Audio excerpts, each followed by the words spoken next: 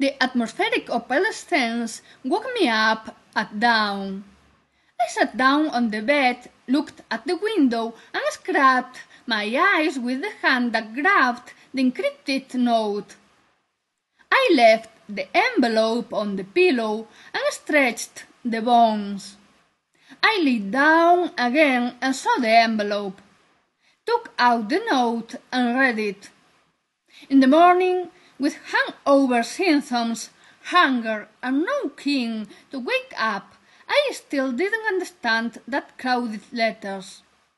I stood up, chose other of that wonderful dresses of the wardrobe, a pair of nice shoes, and a tight cardigan.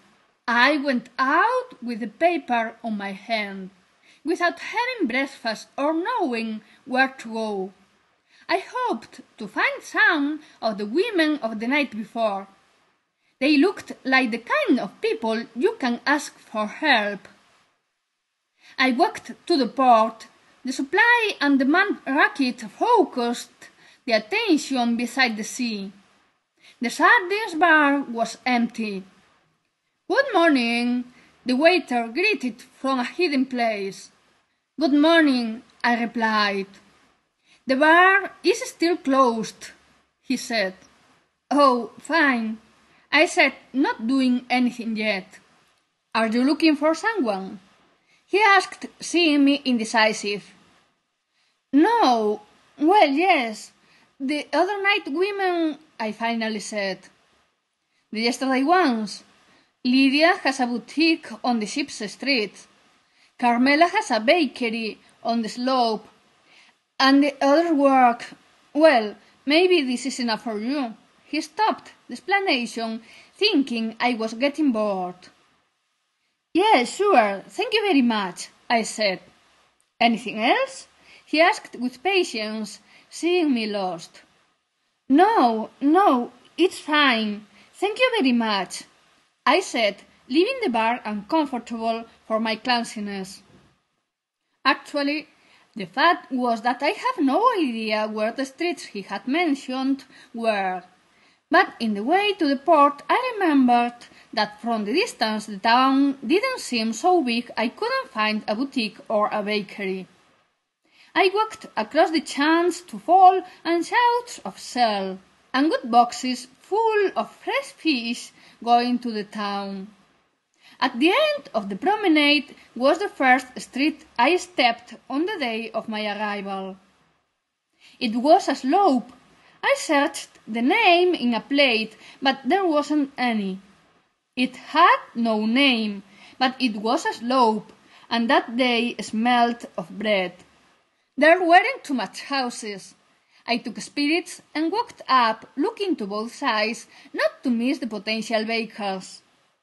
There wasn't any sign, but it smelled of bread. I passed by a little shop window that didn't show a thing, but let see a counter full of sweets and candies and a balance on it. I walked a step backwards and went in. It was plenty of people. I stayed in a corner, waiting for the agile service let me obtain all the attention of the night before woman. "Hi!" she greeted warmly. "What a sleepy face!" she said in a funny way. "What do you want? A piece of bread?" "No, I can't too," I started to say. She looked anxious, owed to the inertia of serving in the rush hour. I stretched my arm to the counter and gave her the envelope. She took it smiling like she expected it was a joke. She opened it and unfolded the paper. Her eyes popped out her head. "I hope it isn't a pie recipe," she joked. "No, well, I don't know. I found it yesterday when I went back to my place. I thought you might know what it is," I said. She folded the note and put it into the envelope again and gave it back to me. "Probably it's a practical joke," she said.